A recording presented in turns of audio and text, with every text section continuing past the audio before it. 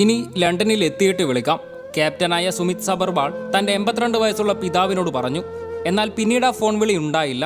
പക്ഷേ മുംബൈയിലെ സുമിത് സബർവാളിന്റെ വീട്ടിലേക്ക് മറ്റൊരു ഫോൺ കോൾ വന്നു. സുമിത് സബർവാൾ ഇനിയില്ല എന്ന അറിയിപ്പോടെ. മുൻ DGCA ഉദ്യോഗസ്ഥനായിരുന്നു അച്ഛൻ. പിതാവിനെ പരിചരിക്കുവാൻ ജോലി ഉപേക്ഷിക്കുവാൻ ഒരുങ്ങി നിൽക്കുന്നതിനിടെയാണ് സുമിത്തിനെ തേടി അപകടമെത്തിയത്. 2 വർഷം മുൻപ് അമ്മ മരിച്ചപ്പോൾ ഇനി അച്ഛന് തുണയായി നിൽക്കണമെന്ന് അദ്ദേഹം തീരുമാനിച്ചതായിരുന്നു. 2 ദിവസം മുൻപാണ് ജോലി ഉപേക്ഷിച്ച് തിരിച്ചു വരുവാണെന്ന് അച്ഛനെ വിളിച്ചു പറഞ്ഞത്. എയർ ഇന്ത്യയിലെ ഏറ്റവും മുതിർന്ന ഓഫീസർമാരിൽ ഒരാളും 8200 മണിക്കൂർ വിമാനം പരത്തിയ പരിചയസമ്പത്തും അദ്ദേഹത്തിനുണ്ടായിരുന്നു. ചെറുപ്പം മുതലേ ഏവിയേഷൻ ജോലി സ്വപ്നം കണ്ട ആളാണ് ക്ലൈവ് കുന്ദർ. ഈ വിമാനത്തിലെ സഹ പൈലറ്റ് കൂടിയായിരുന്നു.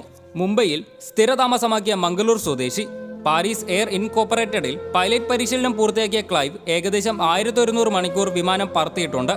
തങ്ങളുടെ ജീവനുപരി യാത്രക്കാരുടെയും സ്റ്റാഫുകളുടെയും അടക്കം 300-നടുത്ത ആളുകളുടെ ജീവൻ രക്ഷിക്കുവാൻ അവർ പരമാവധി പരിശ്രമിച്ചു. മേഡേ എന്നവർ കരഞ്ഞുകൊണ്ട് ഏവിയേഷൻ യൂണിറ്റുകളെ അറിയിച്ചു. പക്ഷേ എല്ലാം വിഫലമായി. പത്തനംതിട്ട പുന്നാട് സ്വദേശി രഞ്ജിതയുടെ വേർപാട് കേരളം ഒന്നാകെ പടർന്നതാണ്. UK-യിൽ നേഴ്സായിരുന്നു രഞ്ജിത. വളരെ വർഷം കഷ്ടപ്പെട്ട് നേടിയ സർക്കാർ ജോലി ഉപേക്ഷിക്കുവാൻ രഞ്ജിത ഒരിക്കലും തയ്യാറായിരുന്നില്ല എന്നതിന് ഉദാഹരണമാണ് 4 ദിവസത്തെ അവധിയിൽ നാട്ടിലേക്ക് വന്നതിന് ഒരു പ്രധാന കാരണവും. 3 മാസങ്ങൾക്കകം UK വിട്ട് നാട്ടിൽ തന്നെ കൂടാമെന്നതായിരുന്നു അവരുടെ ഉദ്ദേശവും. പെട്ടെന്ന് തന്നെ തിരിച്ചു വരുമെന്ന ഉറപ്പ് നൽകിയായിരുന്നു അവരുടെ ആ യാത്ര. 80% പൂർത്തിയാക്കിയ വീടെന്ന സ്വപ്നവും അമ്മ, പ്രിയപ്പെട്ട മക്കൾ, ബന്ധുക്കൾ ഇവയെല്ലാം ഇനി കൈപ്പാടകലെയാണ്. എയർ ഇന്ത്യ വിമാന അപകടത്തിൽ ജീവൻ നഷ്ടപ്പെട്ട ഓരോ വ്യക്തിക്കും ആദരാഞ്ജലികൾ.